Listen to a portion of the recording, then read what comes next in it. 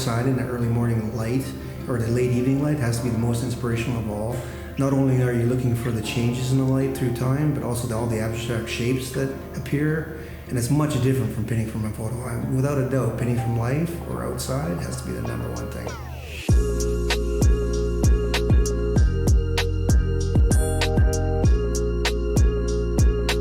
What I like about the light in the early morning and the evening is it's a low light, it's a raking light, and it's a shifting light.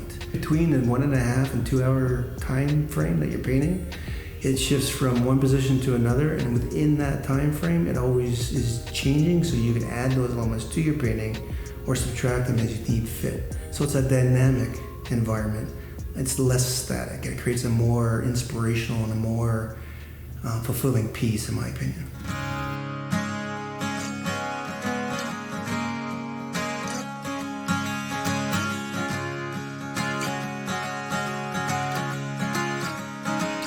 Yeah, I can pretty much tell you the exact date. It happened back in 2010 when I shifted from painting in pastels to painting in oils. And as soon as I picked up the oils, I think I realized how fun it is, how more enjoyable it is, how much easier it is to create things. It isn't so stringent like we have with, say, charcoal or pencil and everything like that. Anytime you can go back with oils, and I just love the medium. So I think right then and there, I pretty much decided, yeah, I want to be an artist.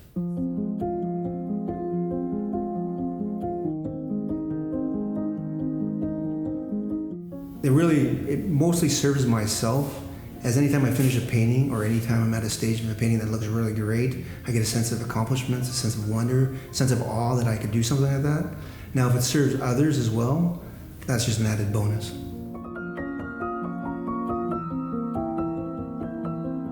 I think why plein air stands out as being unique to many is because I have that 1.5 to 2 hour time frame that I place on myself. And you have to capture everything, right? You have to capture the mood, the atmosphere, the certain colors, the balance between the contrasts, and everything in between there in that short amount of time. Whereas when you're in a studio painting, you have the time to really plan, to really execute. And for all that has to be instinctual with plein air. And within the studio, you have the luxury of planning all that ahead of time.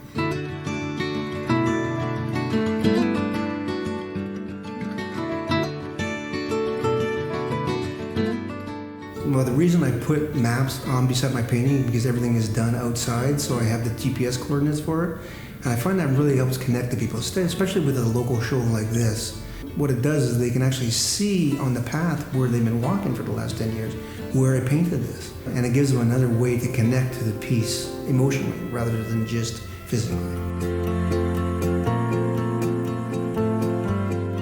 I think what's so favorable about Port Coquitlam are the many trails, the dikes, the rivers, especially the Coquitlam River, and all the green space we have around here. It's quite interesting because they don't really know it as intimately as they think. They'll say, oh, that's the Coquitlam River. I walk past there 5 days a week, and I've never noticed that tree, right? Because I always specifically focus on something on that environment. And I think this helps give them a different perspective on the location they've been walking for 10 years and haven't really noticed things.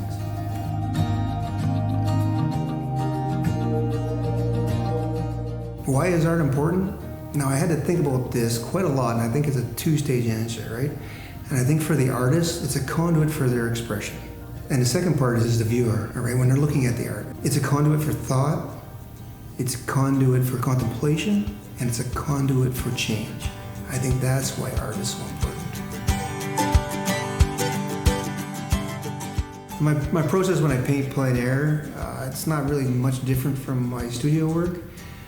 Except I just have to make decisions faster. So when I'm on location, I got to pick my scene based on different criteria that I have, and then I got to lay that out on the board. From there, it's just a matter of picking what I want to paint, right? So the shadows start the first, or the lead-in starts first, and then it's building it up. Or all of a sudden, I might see a shift in light in the sky. So what I'll do is I'll start throwing in the sky. So I'll make it warmer here, cooler there, change the gradations from darker to warmer to lead the eye. And then all of a sudden the water's changed, and I'll work on the water. And then all of a sudden the tree that is the focus has some brilliant light on it, so I'll start working on the tree. So it's a real hodgepodge of work going on, but it's all sensical in the sense of the importance of what change is happening to the scene I have to find and place into my painting. If you're on Instagram, my handle is at michaelking.ca, and coincidentally, if you want to find me on the web, it's just michaelking.ca. And from there, you'll be able to find the links to my YouTube channel and my Patreon page.